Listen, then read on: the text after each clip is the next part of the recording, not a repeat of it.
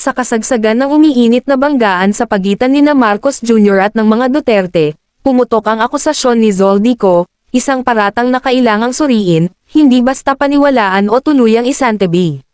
Sa salaysay na ito, lumilitaw ang maraming tanong, kung talagang sangkot ang Pangulo, bakit niya pa inilantad ang kontrobersya?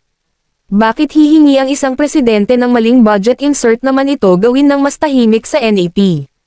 At bakit sina Pang-Andeman at Romualdez lamang ang tinuturo, habang hindi binabanggit ang dating Senate President na si Escudero?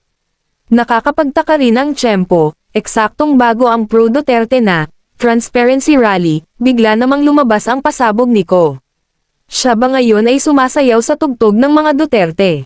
At kung hindi raw siya nakinabang sa insertions, paano niya inaasahang paniniwalaan siyang hindi bahagi ng mas malalim na katiwalian? Sa dulo, kailangan harapin ni Ko ang proseso, umuwi, at patunayan ang kanyang mga paratang. Hindi sapat ang viral na pahayag sa internet. Samantala, hindi rin ligtas si Marcos Jr., kailangang malinaw ang kanyang tugon upang hindi tuluyang mawala ang tiwala ng publiko. Sa gitna ng kaguluhan, pananagutan at katotohanan ang tanging daan.